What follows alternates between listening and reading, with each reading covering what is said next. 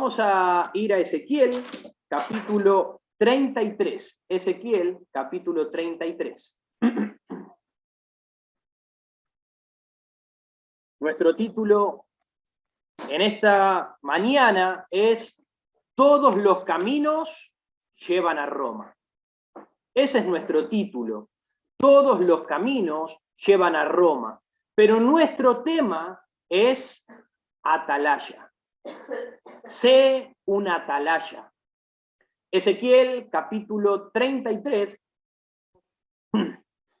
a leer desde el versículo 1, dice así: Vino a mí palabra de Jehová diciendo: Hijo de hombre, habla a los hijos de tu pueblo y diles: Cuando trajere yo espada sobre la tierra, y el pueblo de la tierra tomare un hombre de su territorio y lo lleve por atalaya, y él viere venir la espada sobre la tierra, y tocare trompeta y avisare al pueblo, cualquiera que oyere el sonido de la trompeta y no se apercibiere, y viniendo la espada lo hiriere, la sangre será sobre su cabeza. El sonido de la trompeta oyó y no se apercibió, su sangre será sobre él. Mas el que se apercibiere, librará su vida. Pero si el atalaya viere venir la espada y no tocare la trompeta, y el pueblo no se apercibiere, y viniendo la espada hiriere de él a alguno, este fue tomado por causa de su pecado, pero demandaré su sangre de mano del atalaya. Vamos a leer hasta ahí, luego vamos a continuar. Viendo esta lectura, ¿por qué he titulado el mensaje Todos los caminos llevan a Roma? ¿Por qué esta frase? Su significado original, el significado original de esta frase, tiene un claro origen histórico cuando el Imperio Romano estaba en todo su esplendor. Todos los caminos conducían a Roma, porque Roma era entonces el centro del mundo. Si uno seguía la red de los caminos creados, podían llegar desde cualquier punto del mismo a la capital, a Roma. Se construyeron más de 400 vías, aproximadamente unos 85.000 kilómetros, para comunicar la capital con las provincias más alejadas. Todas terminaban en Roma. Uno podía empezar un viaje en un camino romano, quizás en el noreste de África, y terminar en Roma. Ahora, en la actualidad, este dicho, todos los caminos llevan a Roma, es muy usado para indicar la posibilidad, y escuchen bien, para indicar la posibilidad de conseguir el mismo objetivo por caminos distintos. Nos expresa una idea de conformidad en lo tocante a Dios, al cielo y la salvación. Tú puedes preguntarle a una persona, tú puedes decirle, ¿hay alguna esperanza de salvación para el hombre? Y ellos te van a decir, amigo, todos los caminos conducen a Roma. Pórtate bien e irás al cielo. Ayuda al prójimo e irás al cielo.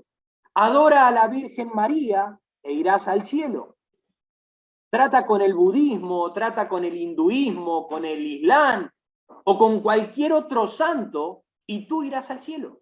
¿Sabes por qué? Porque todos los caminos nos conducen a Roma. Todos los caminos nos conducen a Dios.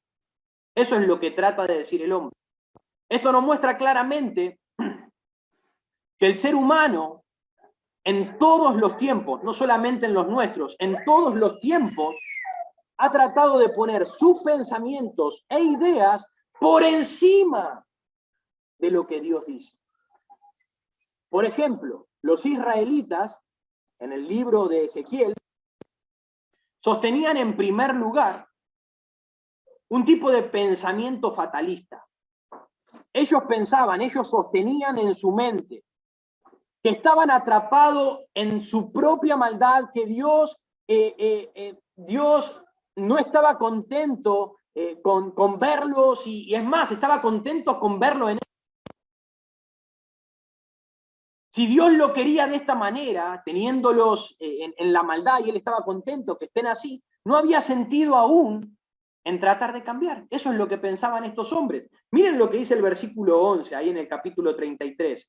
Tú pues, hijo de hombre, di a la casa de Israel, vosotros habéis hablado. El pueblo de Israel hablaba de esta manera, diciendo, nuestras rebeliones y nuestros pecados están sobre nosotros, y a causa de ellos somos consumidos.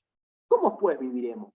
Ya está, estamos consumidos, estamos atrapados en nuestro pecado, no hay forma de vivir. Eso es lo que ellos sostenían.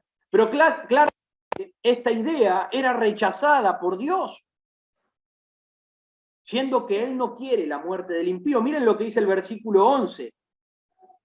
Diles, a base a lo que ellos piensan, a base a lo que ellos están diciendo, diles, vivo yo, dice Jehová el Señor, que no quiero la muerte del impío, sino que se vuelva el impío de su camino y que viva. Volveos de vuestros malos caminos. ¿Por qué moriréis, oh casa de Israel? Dios le dice, están completamente equivocados en su pensamiento. Yo no los quiero en ese camino, yo no quiero que se queden ahí, que mueran ahí. Yo quiero que ustedes se vuelvan, yo quiero que el impío se vuelva de su camino. ¿Saben qué es lo que significa impío? El impío significa no santo. Eso es lo que significa la palabra impío. Porque la palabra pío significa santo. Por lo tanto, impío es lo opuesto. Es una persona que no conoce a Dios, es un no creyente, es un no santo, es un incrédulo. Eso es lo que significa la palabra impío. Y Dios dice, yo quiero que el impío, el no santo, el que no me conoce, el incrédulo, se convierta a mí, se vuelva a mí. Ese era el primer pensamiento que sostenía el pueblo de Israel. Pero aún había más. Voy a nombrar dos de los muchos pensamientos que sostenían. Otra de las ideas era un conjunto de méritos. Y eso lo encontramos en el libro ahí de Ezequiel, en el capítulo 18, no lo vamos a buscar predicado. Ellos pensaban que una cantidad de obras buenas podía ser usada para compensar una cantidad de malas obras. Era como una balanza. Si hacemos más obras buenas que obras malas, entonces estamos bien ante los ojos de Dios. Esa idea significaba que no había esperanza cuya vida había sido principalmente mal. Si uno había vivido en maldad, la balanza pesaba mucho, había mucha maldad. Por lo tanto, era imposible que pudiese ser salvo. Ahora, por el contrario, una persona que había vivido una vida relativamente buena, que ha hecho buenas obras, y supuestamente la balanza pesaba más en buenas obras, eso significaba que también él podía dedicarse a alguno de sus placeres más lindos, más significativos para él, siempre y cuando no se excediese la cuota, no se pasase. Mientras mantuviese mayor las obras buenas, iba a estar bien, podía pecar, iba a ir al cielo. Ese era otro de sus pensamientos, pero esto claramente es el pensamiento del hombre y no la verdad de Dios. La idea del hombre no es el pensamiento de Dios. Miren el versículo 7 de Ezequiel 33. Dice, hijo de hombre, te he puesto por atalaya a la casa de Israel. En este pasaje, versículo 7, podemos ver que Dios le encomienda a Ezequiel el trabajo de atalaya para Israel. Ahora, ¿qué significa la palabra atalaya? El atalaya es vigilante, un vigilante que vigila. Está alerta para anunciar, para informar, para comunicar que se acerca un peligro. Ese es el atalaya. Ahora, ¿por qué debería Dios poner como atalaya a Ezequiel?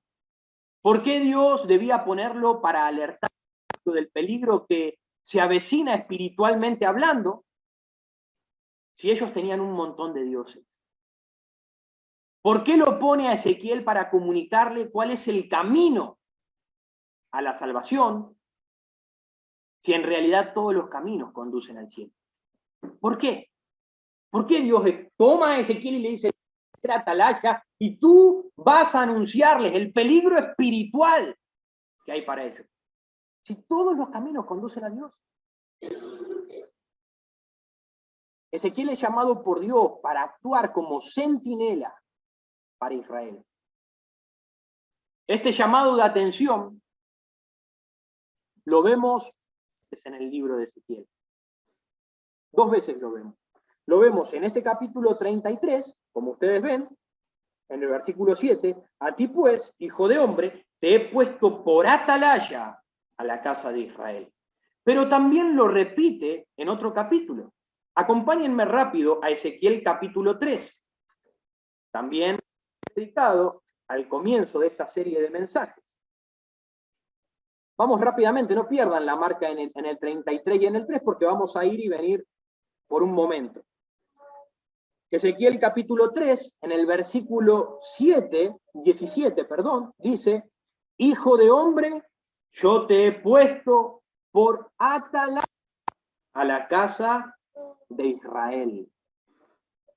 2 veces Dios le dice a Ezequiel, te he puesto por atalaya. Y esto se puede relacionar, lo podemos ver, como cuando Jesús, mientras estuvo en su ministerio terrenal, él decía, desierto, desierto. Y cuando Jesucristo decía, desierto, desierto, os digo, eso significaba que iba a decir algo importante. Por eso lo decía 2 veces. Iba a decir algo importante. Y de igual manera, acá en el libro de Ezequiel, 2 veces Dios le dice a Ezequiel, yo te he puesto por atrás. Eso significa que es algo importante. Además, podemos notar que a Ezequiel, al igual que a Jesucristo, se lo llamó también hijo de hombre. A ningún otro, a lo largo de las Escrituras, se lo llama así, hijo de hombre. Ahí mismo, en Ezequiel capítulo 3, si es que están ahí, en el versículo 17 le dice, hijo de hombre. En el capítulo 33, en el versículo 2, le dice, hijo de hombre. Otra vez. De igual manera que a Jesucristo llama a Ezequiel. Y no para menos, notarán que la expresión de Cristo, desierto, os digo, es anunciada también acá en Ezequiel. Si prestan atención, en Ezequiel 33, versículo 8, dice, cuando yo dijere al impío, impío, desierto morirás. Y de igual manera en el capítulo 3, versículo 18, dice, cuando yo dijere al impío, desierto morirás. Interesante, ¿no? No viene al mensaje lo que acabo de decir, pero se los dejo para llamar su atención y para que también puedan estudiar. Ahora, volviendo al mensaje. ¿Es cierto espiritualmente hablando que todos los caminos conducen a Roma? Claro que no. De ser así, de ser que todos los caminos nos conduzcan a Dios, hubiese puesto a Ezequiel como atalaya, como mensajero espiritual para advertirles. Así que, en primer lugar, lo que vamos a ver en este capítulo es la comisión de Dios a Ezequiel. La comisión de Dios a Ezequiel. Miren ahí Ezequiel 33, versículo 7, dice, a ti pues, hijo de hombre, te he puesto por atalaya a la casa de Israel. Y oirás la palabra de mi boca y los amonestarás de mi parte. Ezequiel es puesto como atalaya, como vigilante, que va a alertar el peligro inminente al pueblo de Israel. Ahora, ¿qué representa esto? El atalaya, en los tiempos bíblicos, se subía a una torre alta, donde él podía ver lo que el pueblo no podía ver, y su tarea era mantenerse despierto, mirando hacia el horizonte, para que de divisar una posible amenaza, alertar al pueblo por medio de una trompeta, una bocina, un platillo, un bombo, por medio de hacer algún ruido para que el pueblo tenga tiempo de prepararse. Prepararse ya sea y tomar decisiones como por ejemplo, salgo corriendo, me escondo debajo de la mesa o debajo de la cama, me preparo los bolsos o me alisto para la batalla. Pero el pueblo está avisado y toma una decisión tocante a lo que ha escuchado. Ahora, Ezequiel tenía que hacer literalmente este trabajo. Verdaderamente él tenía que subirse a una torre en Babilonia. Recuerden que Ezequiel estaba con Israel en este momento en Babilonia. Ellos eran esclavos, no estaban en Israel. ¿Tenía que hacer eso verdaderamente Ezequiel? No. Ellos ya estaban en otra tierra. No se tenían que apercibir de algún otro ataque porque Babilonia era la potencia en aquellos días. Entonces, ¿qué es lo que significa? ¿Qué es lo que Dios le estaba tratando de decir? Dios utiliza la figura de la atalaya, una figura que todos entendían y conocían en aquellos días. Si ustedes ven el versículo 2, empieza mostrándoles el ejemplo. El versículo 2 dice, hijo de hombre, habla a los pueblos y diles, cuando trajere yo espada sobre la tierra y el pueblo de la tierra tomare a un hombre de su territorio y lo pusiere por atalaya. Comienza dándole un ejemplo físico. Pero en este caso, lo que Dios les estaba diciendo era para alertar lo espiritual. Porque en el versículo 7 luego comienza del ejemplo a la verdad. Y dice, el versículo 7, a ti pues, hijo de hombre, te he puesto. No lo puso el pueblo. No lo puso el pueblo. Dios, te he puesto por atalaya a la casa de Israel y oirás la palabra de mi boca y los amonestarás conmigo. ¿Se dan cuenta? Dios lo puso. Jehová le dice, tú los amonestarás de mi parte. Al igual que Ezequiel, tú y yo somos puestos por Dios como atalayas para amonestar a las personas de parte. Hoy en día muchos hablan de Dios, pero pocos hablan lo que Dios dice, o de parte de Dios. El Señor nos dice a cada uno de nosotros que seamos atalayas, que seamos un pueblo que está alerta, que está allí para anunciarle a los demás que se acerca un peligro de parte de Dios. Así que Marcos, no lo vamos a buscar, en el capítulo 16, versículo 15, les dice Jesucristo, id por todo el mundo, predicad el evangelio a toda criatura. Y ese mismo pasaje lo encontramos también en Mateo, capítulo 28, del versículo 19 al 20. ¿Cómo se lo llaman a esos pasajes? La Gran Comisión. Así se lo llama, la Gran Comisión, de Cristo a la iglesia, a su pueblo. Dios le dice al pueblo, nos dice a nosotros, id por todo el mundo y predicad, anunciad el evangelio a toda criatura. En el libro de los Hechos, tampoco lo vamos a buscar, capítulo 1, versículo 8, dice, y me seréis testigos, cuando venga el Espíritu Santo, dice, me seréis testigos en toda Judea, en Samaria y hasta lo último de la tierra. Pablo le dice a Timoteo que prediques la palabra. que instes a tiempo y fuera de tiempo, redarguye, reprende, exhorta, con toda paciencia y doctrina. El Señor nos ha dado la gran comisión a nosotros. Nos ha puesto por atalayas para que hablemos sus palabras. Ahora quizás te preguntes, ¿pero qué debo decirles? ¿Qué debo hablarles? Diles que Dios vino al mundo a salvar a los pecadores. Diles que se arrepientan y crean en el nombre de Jesucristo. Memoriza los versículos. Memoriza Juan. Puedes utilizar los versículos de historia que estamos teniendo a lo largo del año. Úsalos para advertirles a la gente, a tus amigos, a tus vecinos, a tus compañeros, a tu familia. Uno de los versículos más lindos es Juan 3:18. El que en él cree no es condenado, pero el que no cree ya ha sido condenado, porque ha creído en el nombre del unigénito Hijo de Dios. Puedes utilizar Juan 3:36.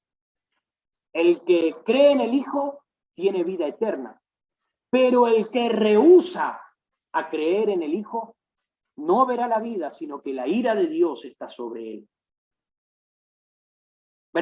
Para alertar, para ser usados por Dios como atalayas. Pueden usar Primera de Juan, versículo súper conocido, Primera de Juan, capítulo 5, versículo 11 al 12. Y este es el testimonio, que Dios nos ha dado vida eterna y esta vida está en su Hijo. El que tiene al Hijo tiene la vida, el que no tiene al Hijo de Dios no tiene la vida. Ahora, esto lo haremos si entendemos la comisión que Dios nos ha dado a causa del problema que se avecina. Como sucedía en los días de Ezequiel, que por eso le dio la gran comisión Dios a Ezequiel. Así, hay un peligro inminente en nuestra vida y Dios nos encomienda la comisión. Así que, en primer lugar, nuestro primer punto es la comisión de Dios a Ezequiel o la comisión de Dios a nosotros, a su pueblo. En segundo lugar, ¿qué es lo que vemos? Un problema. En segundo lugar, vemos un problema. Miren lo que dice el versículo 8. Podemos decir, ¿por qué? ¿Por qué Dios comisiona a Ezequiel como atalaya? Claramente porque había un problema. Ahora, ¿cuál era ese problema que había? Versículo 8 dice, cuando yo dijere al impío, de cierto morirás. Hay un problema, mi hermano, por si es que te has dormido y te has olvidado. Hay un problema, amigo, tú que estás allí escuchando. Hay un problema y es que habrá muerte. Hay muerte. ¿Cuántos somos los hombres en nuestros quehaceres y nuestras preocupaciones temporales, más que en nuestras preocupaciones espirituales? Ponemos atalayas, por ejemplo, ponemos una alarma para guardar nuestras casas, una alarma para que avise si alguien entra. Ponemos centinelas a la puerta de nuestras casas, ponemos cámaras o quizás guardias de seguridad para que nos adviertan en la aproximación de un enemigo. Pero cuando está en juego la felicidad o la miseria eterna del alma, vemos si los predicadores, líderes o maestros obedecen al mandato del Señor y nos anuncian una advertencia. Lamentablemente, el ser humano prefiere perecer, prefiere morir escuchando cosas dulces y no advertencias o ultimátum.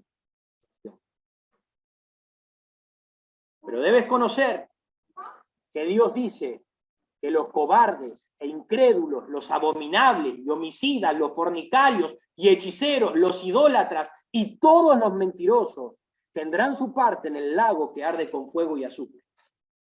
Esa es la muerte segunda, donde serán arrojados. No se aperciben, si no se dan cuenta que hay un peligro inminente y reciben a Jesucristo como Salvador. Si nosotros los creyentes no cumplimos nuestra comisión, nuestra función de atalayas, ¿qué prefieres escuchar? ¿Los pensamientos e ideas del mundo? ¿Todos los caminos nos llevan a Roma, espiritualmente hablando? ¿O escuchar la verdad de Dios y rescatar nuestra alma del infierno? Existe una tremenda necesidad de salvación, porque se avecina la muerte. Escúchalo bien, avecina la muerte. La muerte y la miseria están golpeando en este momento a tu puerta, pero también golpean a tu puerta la salvación y la aventura. Todos los caminos podrán llevar a Roma, pero todos los caminos no podrán llevarte al cielo.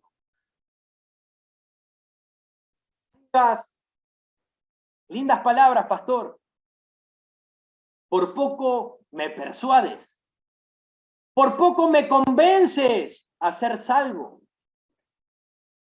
En este momento hayas escuchado y digas, falta más. Escuchen lo que le dijo Pablo al rey Agripa.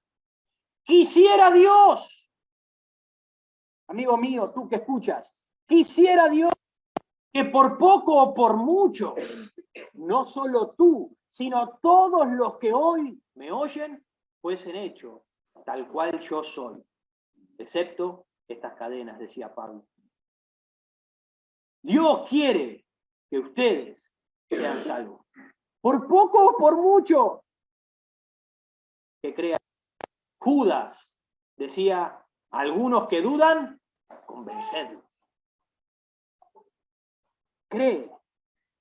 Hay un problema real y se necesita de hombres y mujeres fieles que acepten la comisión de Dios, que acepten ser atalayas de Dios. Como dijo Pablo en 1 Corintios, no lo buscamos. Pablo dijo, somos embajadores en nombre de Cristo. Eso muestra que Dios es el que nos pone por atalayas, en nombre de Cristo, como si Dios rogase por medio de nosotros, o rogamos en nombre de Cristo, reconciliados con Dios. Espero que en esta mañana tú te reconcilies con Dios. Espero que en esta mañana puedas percibir del peligro que viene y puedas salvar tu alma. No que la salves tú, la salva Dios. La salvación es de Dios. Pero que puedas creer en el nombre de Cristo. Reconcíliate o perecerás. Pablo decía que somos embajadores. He explicado en otras oportunidades. Un embajador es uno que va delante del rey. Uno que va delante del rey y de sus ejércitos. Va delante a anunciarle al enemigo que se arrepientan o que retrocedan ante la presencia del rey. Y eso hacemos nosotros. Eso es lo que hacemos con nuestros amigos, vecinos, familiares. Vamos delante del rey y de sus ejércitos a decirle, retrocedan, humíllense, arrepiéntanse de sus pecados, porque se acerca Dios y vendrá un castigo. Así que, en primer lugar, vemos la comisión de Dios a Ezequiel y a nosotros. En segundo lugar, Dios le dio la comisión a Ezequiel y a nosotros porque hay un peligro, hay muerte. En tercer lugar, habrá un juicio en el que Dios demandará de nuestras manos. Hay un juicio en el cual Dios demandará manos. Ezequiel 33, versículo 8 y 9, versículo 8 y 9 dice, cuando yo dijere al impío, impío, de cierto morirás. Si tú no hablares para que se guarde el impío de su camino, el impío morirá por su pecado. Pero su sangre, dice, yo la demandaré de tu mano. Y si tú avisares al impío de su camino para que se aparte de él y él no se apartare de su camino, él morirá por su pecado, pero tú libraste tu vida. Encontramos dos cosas en estos versículos. Si no les adviertes del mal que se avecina a la gente que te rodea, al impío, al no santo, al que no conoce a Dios, dice Dios, su sangre la voy a demandar de tu mano, creyente, de tu mano. Pero también nos dice, si tú le avisares del mal que se avecina, dice, habrás librado tu vida. Ahora, ¿qué significa esto? ¿Qué es lo que Dios está queriendo decir con estas palabras? No pierdan la marca en Ezequiel 33 y acompáñenme rápidamente al libro de Hechos, capítulo 20. Hechos, capítulo 20.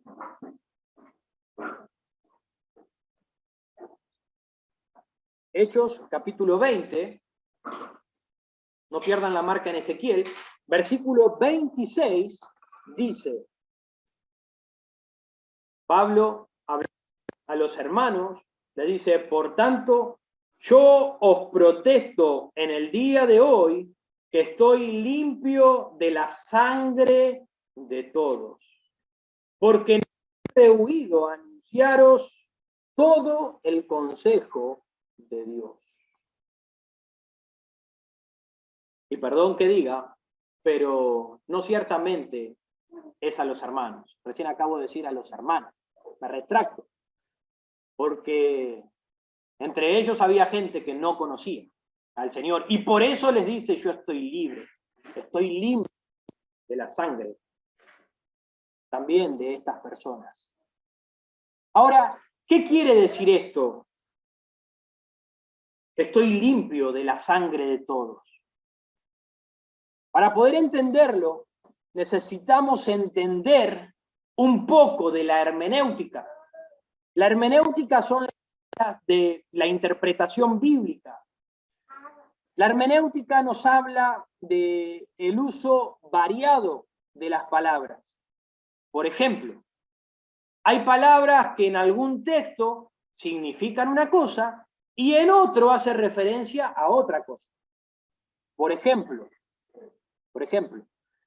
la carne se nombra muchas veces en las Escrituras. Puede significar, en algunos pasajes, la materia, el cuerpo físico, puede significar la carne que está pegada, unida a los huesos. Como decía Pablo, aunque estamos en la carne, no militamos según la carne. También puede significar, la palabra carne puede significar debilidad. Puede significar nuestra debilidad y el ser tentados, el ser llevados. La debilidad de la carne. O puede significar también pecado. Pablo les decía, andáis como carnales. Están andando en pecado, como carnales. Lo mismo sucede como, por ejemplo, con la palabra mundo. La palabra mundo a veces se refiere a la humanidad. A veces se refiere al sistema establecido. A veces se refiere al gobierno espiritual. Tiene diferentes significados. La palabra sangre sucede lo mismo. A veces significa líquido vital, la sangre que corre por nuestras venas, que corre por nuestro cuerpo, pero a veces la palabra sangre, como en este caso, significa responsabilidad. En este caso significa responsabilidad.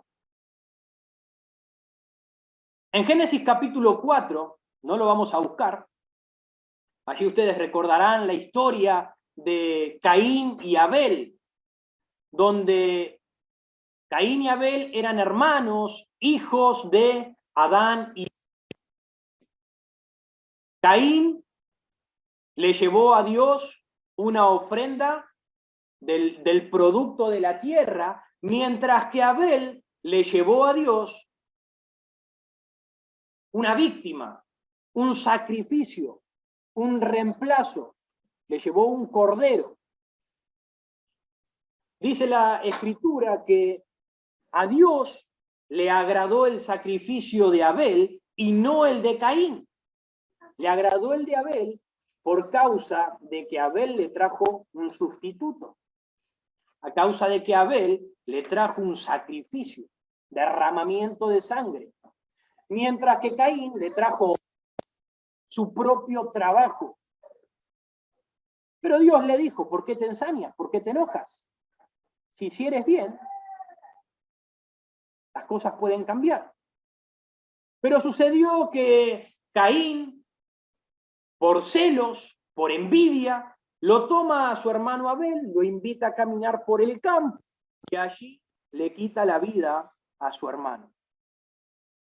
Pero ¿qué sucede? Luego de que Caín mata a Abel, Dios le pregunta, le habla preguntándole, ¿dónde está Abel tu hermano? Le dio la oportunidad a Caín de arrepentirse y confesar su pecado.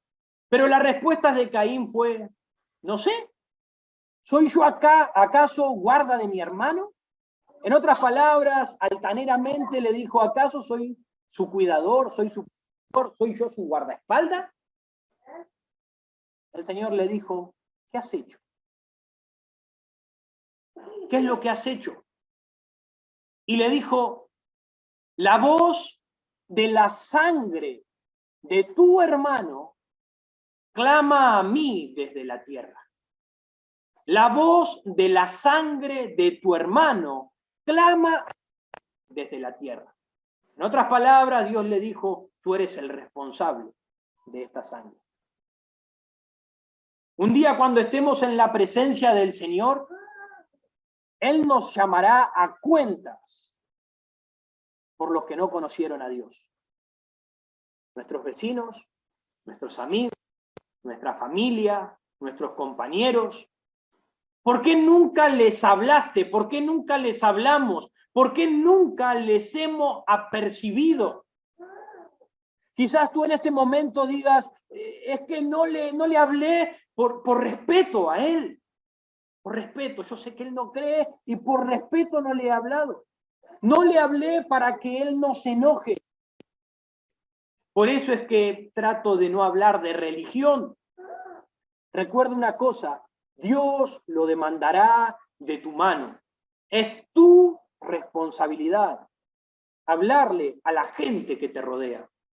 Es tu responsabilidad. No nos dice que nosotros los convirtamos. No nos toca a nosotros salvar a las personas.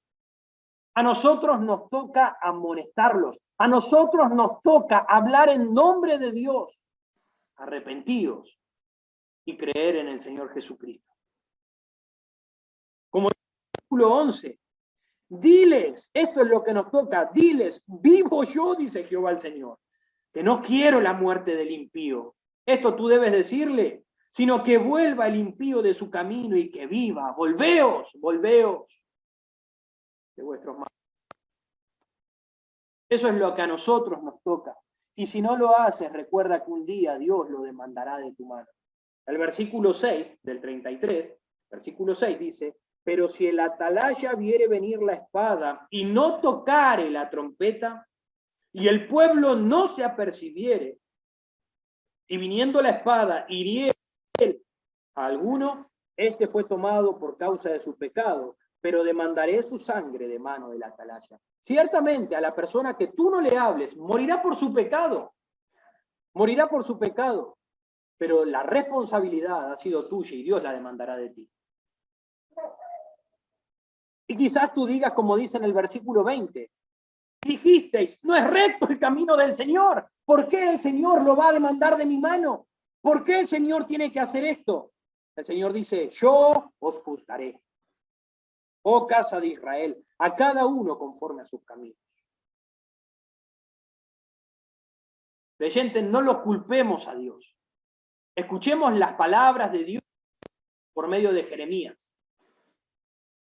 En el capítulo 22, Jeremías le dice, Dios habla por medio de Jeremías y dice, te he hablado en tus prosperidades, mas dijisteis, no oiré. Este fue tu camino desde tu juventud, que no oíste mi voz. Quizás Dios te esté hablando en este momento. Tú que estás en prosperidades, tú que crees que no tienes necesidad de ninguna otra cosa. Dios te dice, Dios te está hablando, Dios te está amonestando. Tú que no tienes a Dios, escucha ahora su voz para recibir. Tú que eres hijo de Dios, escucha ahora para vivir en obediencia a su voz. No seamos como el pueblo de Israel que dice, camino desde tu juventud, que nunca oíste mi voz. Si Dios nos ha dado oídos, entonces escuchemos. Este es un mensaje de advertencia. Y yo debo advertirles que Dios te ha dado una comisión, porque pronto vendrá la ira de Dios sobre los hijos de desobediencia. Pronto viene. Y si no cumples con lo que te ha mandado, entonces demandará esa responsabilidad de tu mano. Luego nos sigue diciendo este mismo capítulo 3, del versículo 13 al 16. Sigue diciendo, no lo vamos a leer, pero nos dice que el hombre que confía en su propia justicia y presume de su propia suficiencia, es llevado a cometer iniquidad. Y ante los ojos de Dios no es agradable. Ningún hombre se salvará por su propia justicia, sino a través de la justicia de Dios. Si los que han llevado una vida impía, y quizás sea tu caso, que vienes llevando una vida separada de Dios, como incrédulo, alejado de Él, y abandona esos caminos de maldad, si tú decides abandonar esos caminos de maldad, dice, serán salvos. Muchos cambios sorprendentes y benditos han sido obrados por el poder de la gracia divina, por el poder de Dios. Cuando se establece una separación entre el hombre y el pecado, entonces no habrá más separación entre el hombre y Dios. Cuando Dios nos toma, Dios nos salva y ya no hay quien nos separe. Ahora, si tú eres o si tú dices ser creyente, y estás confiando en tu propia justicia y presumes de la salvación que supuestamente quizás tengas, y estás viviendo en pecado, estás viviendo en una vida contraria a la que Dios nos manda, ten cuidado. Ten cuidado. Quizás tú te hagas la misma pregunta que estas personas en esta mañana, al ver que no todos los caminos llevan al cielo. Como dice el versículo 10, la última parte, versículo 10, la última parte dice, causa de ello somos consumidos. Y luego hace una pregunta, ¿cómo pues viviremos? ¿Cómo pues viviremos? Si todos los caminos no nos conducen a Dios, entonces, ¿cómo pues viviremos? La respuesta del Señor es en el nombre del Señor Jesucristo. Cree en su sacrificio por ti como suficiente para salvación y arrepiéntete. Hay esperanza aún para el peor de los pecadores, pero esta esperanza solo se encuentra en volverse del pecado, no pasándolo por alto. El versículo 5 dice, el sonido de la trompeta oyó y no se apercibió, su sangre será sobre él, mas el que se apercibiere librará su vida.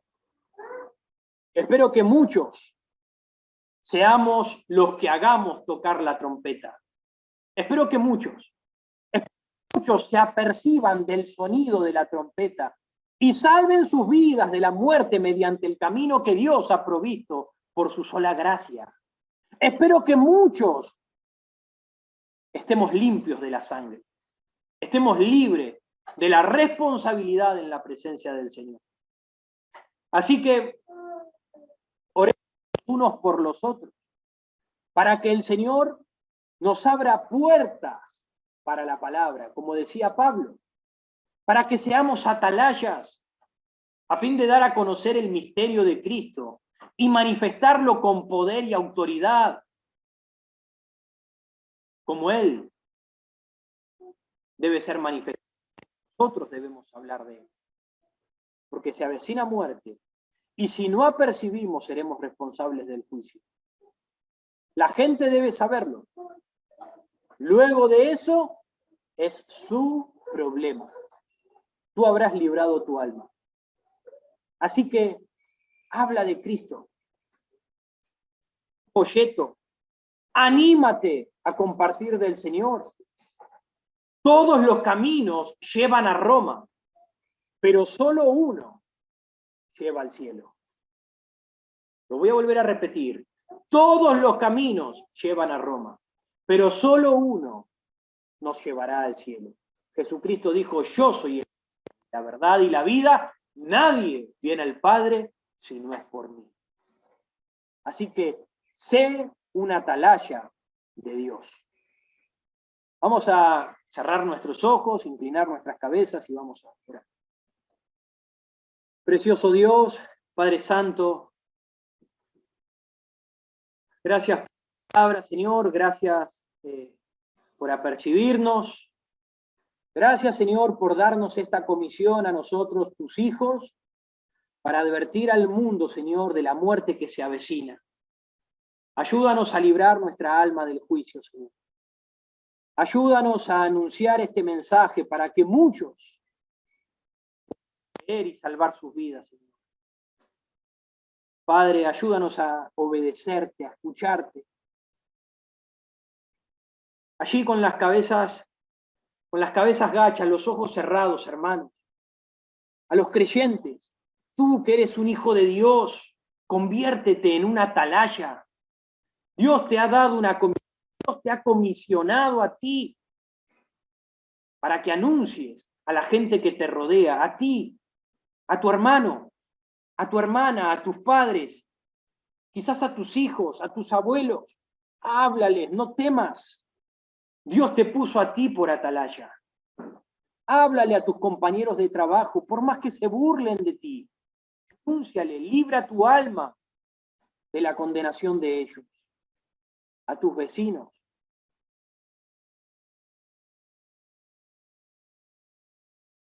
Prepárate para servir al Señor, para obedecer al Señor. Y tú que todavía no conoces al Señor, quizás tú estás escuchando, no conoces a Cristo, te das cuenta que estás camino a una condenación, estás por recibir el castigo de Dios sobre tu vida. Entonces espero que hayas escuchado este mensaje. Tienes oportunidad. No hay pecado tan grande que puedas volverte a Dios. Dios hizo un sacrificio tan grande en esa cruz que puede salvar cualquier pecado, puede librarte de cualquier pecado, pero debes creer en ese sacrificio. Cree en Jesucristo. En esta mañana cree. No salgas de esta pantalla. No termines esta reunión sin que tú puedas conocer al Señor.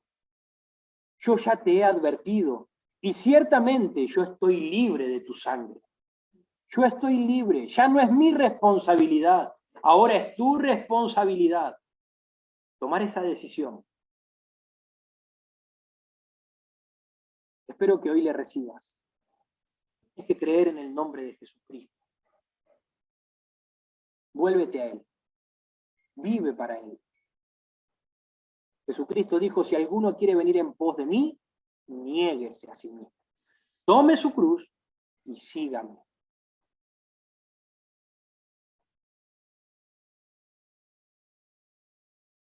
Si quieres ser salvo y quizás no, dices, pero ¿qué tengo que hacer? ¿Qué debo hacer? Pablo en la carta de los Romanos le decía que si confesares con tu boca que Jesús es el Señor y creyeres en tu corazón que Dios le levantó de los muertos, serás salvo. Yo estoy aquí en tu lugar donde estás. Señor, sálvame. Señor, salvame. Sé que moriste en esa cruz para salvarme, para rescatarme de la condenación. Sálvame. Lo creo en mi corazón. Creo que tú estás vivo. Creo que moriste, fuiste sepultado, pero resucitaste. Tú venciste. Lo creo. Entonces Él te salvará. Dice, porque con el corazón se cree para justicia, pero con la boca se confiesa para salvación. Solo dile.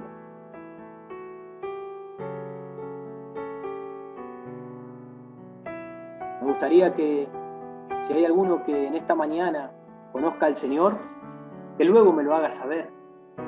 Que luego me diga, pastor, en esta mañana tomé la decisión de recibir a Cristo. Que me lo haga saber por mensaje, para poder estar orando y gozarme. Porque cuando un alma se convierte al Señor, dice que en los cielos hay regocijo y hay fiesta. Así que haznos saber para que podamos también gozarnos, que un alma más entra al reino de los cielos. Y tú, creyente, comienza a vivir desde ahora para la gloria de Dios. Gracias, Señor, por este tiempo, gracias por esta reunión, gracias por tu palabra, porque me exhortas primeramente a mí, me enseñas. Te pido que nos ayudes, Señor, a no solamente ser oidores, sino hacedores, y a poner en práctica esta palabra que tú nos has dado. Por favor, en el precioso nombre de Jesús. Amén.